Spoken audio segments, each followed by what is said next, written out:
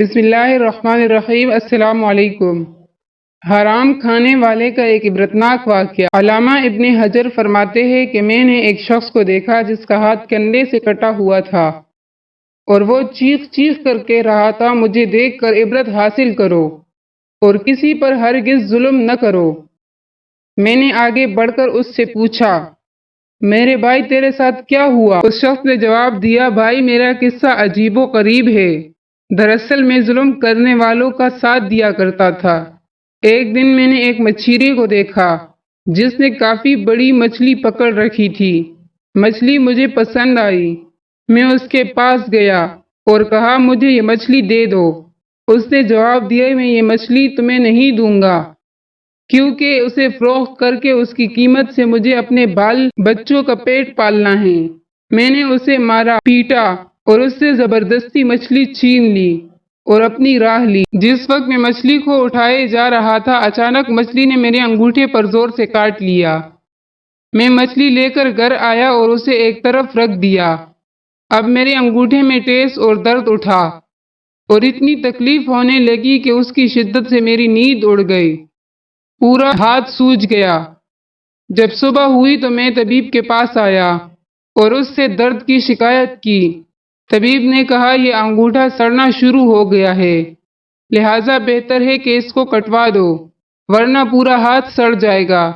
میں نے انگوٹھا کٹوا دیا، لیکن اس کے بعد ہاتھ سڑنا شروع ہوا اور درد کی شدت میں سخت بے چین ہو گیا اور سو نہ سکا۔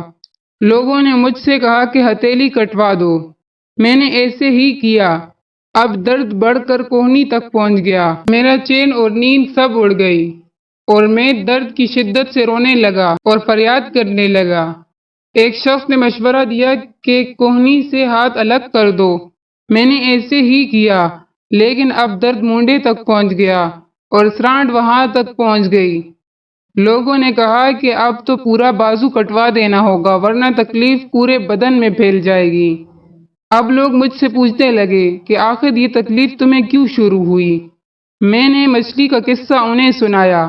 انہوں نے کہا کہ اگر تم ابتدا میں مچھلی والے کے پاس جا کر اس سے معافی مانگتے، اسے راضی کر لیتے اور کسی صورت میں مچھلی کو اپنے لیے حلال کر لیتے تو تمہارا ہاتھ یوں کاٹا نہ جاتا۔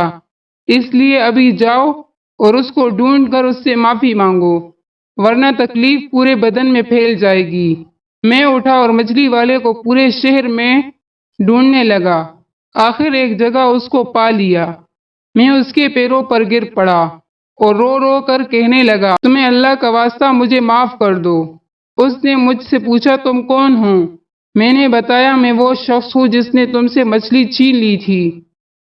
پھر میں نے اس سے اپنی کہانی بیان کی اور اسے اپنا ہاتھ دکھایا۔ وہ دیکھ کر رو پڑا اور کہا، میرے بھائی میں نے اس مچھلی کو تمہارے لیے حلال کیا کیونکہ تمہارا حشر میں نے دیکھ لیا۔ میں نے اس سے کہا، میں تمہیں خدا کا واسطہ دے کر پوچھتا ہوں کہ جب میں نے تمہاری مچھلی چینی تو تم نے مجھے کوئی بد دعا دی تھی؟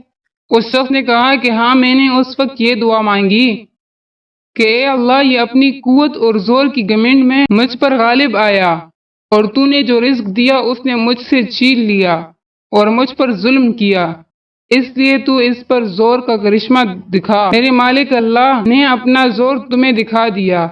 اب میں اللہ کے حضور توبہ کرتا ہوں اور وعدہ کرتا ہوں کہ نہ کسی پر ظلم کروں گا اور نہ ہی کسی ظالم کی مدد کروں گا۔ انشاءاللہ جب زندہ رہوں گا اپنے وعدے پر قائم رہوں گا۔ اللہ حافظ۔